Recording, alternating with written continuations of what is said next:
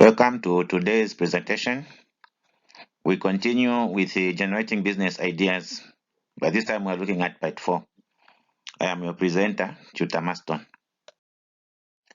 In my previous presentation, we looked at characteristics of good business opportunities.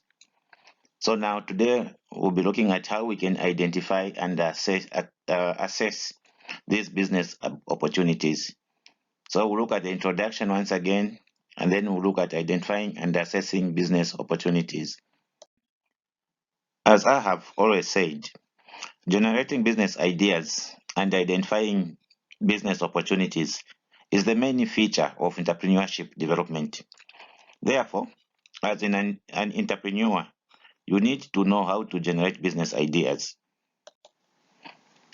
In this tutorial, I'm going to show you the techniques of business idea generation and how to identify the business opportunities. Follow me on TUTOR MARSTON YouTube channel and click subscribe button to receive notifications on new video releases. Don't delay, click that button. We turn our attention to identifying risks and rewards or returns. Identifying and assessing business opportunities involves determining risks and rewards, which are reflected in certain factors. So we are going to look at 7 factors in which these risks and rewards can be reflected. The first factor we'll look at is the industry and market opportunity. Industry or market opportunities refers to whether there is a market for the idea or for the product or service. The market in this context refers to both existing or actual and the potential customers. So these are customers with needs and wants, and they have ability and are willing to pay for the services or for the product. And upon identifying that they are customers for this product, one must also consider now the size of the market. How big is the market? How many customers am I going to have? So you need to know the size of the market. And upon knowing the size of the market, you also look at the growth rate of the market. Identify at what rate is this market growing? Or is it probably even dwindling, going down? Or is it stagnant? So you have to know all these things. So that is what industry and market opportunity is. And then the other thing that you look at is the length of opportunity window. Length of opportunity window. What is the opportunity window? You must realize that opportunities do not last forever. Markets grow at different rates, and as they get bigger, the conditions become unfavorable. And therefore, one must determine how long is the window period going to last. How long is this opportunity going to last? You must determine whether you are able to seize the opportunity before the window closes. So you don't have to wait for the opportunity window to wait for your time. The opportunity window will not wait for your time. It's you to race against the opportunity window. You race, get the opportunity before the window closes. So that's how we determine the risk and the rewards using the factor of length of the opportunity window.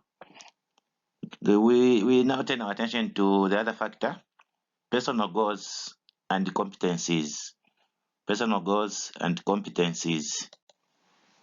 An entrepreneur must have personal goals or interests to undertake entrepreneurship. A personal motivation is essential. It is an attribute of successful entrepreneurship. So, motivation should come within you. It is because of the interest that you have that you get motivated. It's not someone from outside who come and motivate you to do business. No, because someone from outside will motivate you to do a business in which you don't have motivation yourself. And if you don't have motivation in that kind of business, then you will not become successful, because it's like you're just being forced. You don't have interest. So you need to have interest or to do a business in which you have interest. Because when you have interest, it means you have that motivation from within you that will push you to achieve your interests. So, unless one really wants to do that business, otherwise they should not venture into it. And in addition to the interest, one must have the competencies. You must have the skills, must have the abilities, you must have whatever is required of you to run that business. So, knowledge, skills, and abilities are a must to running a business. If you don't have the knowledge and the skills or the abilities, find someone who has those abilities, who has the skills, who have the knowledge to run that business, so that you assist you. Find someone who's got the abilities to run the business. Don't run it yourself if you don't have those qualities. If you have the knowledge, the skills, and the abilities, then you can run the business on your own.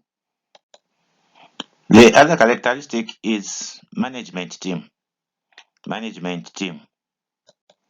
When I hear this word management team, it gives me a picture of a venture involving large amounts of capital, high risk, sophisticated, and so on and so forth. Markets are high and competition is high.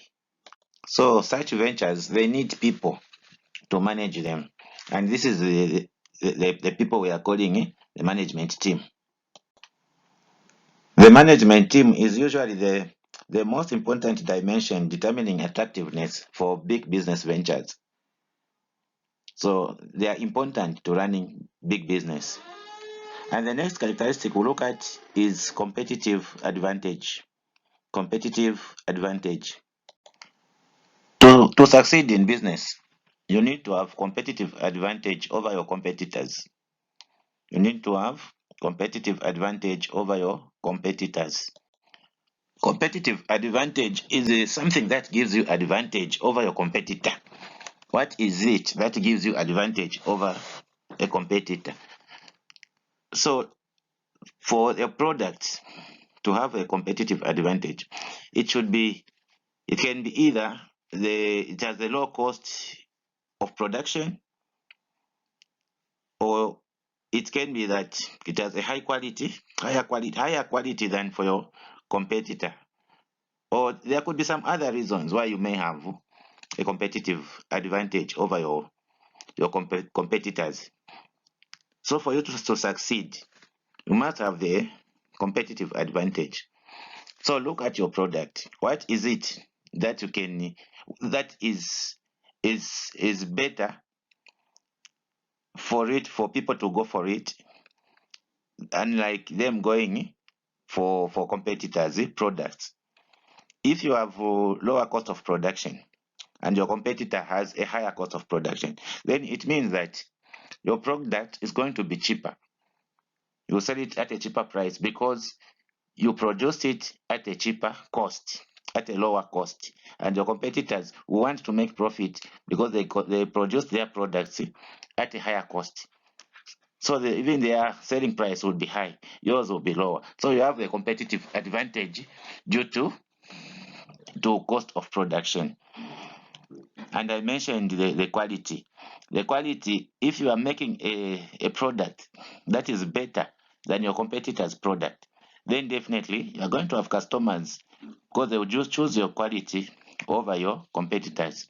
Your competitors' products will not be as good as your product. So you have the competitive advantage over your competitors due to high quality. The other factor is the availability of resources. These resources we are talking about are capital, technology, and other resource requirements. The availability and accessibility to capital will make you determine whether the risk of you starting that idea or starting to produce a product is high or it's low, and you can determine your rewards, because you cannot start a business in which you don't have enough capital to run it. You need to have enough capital.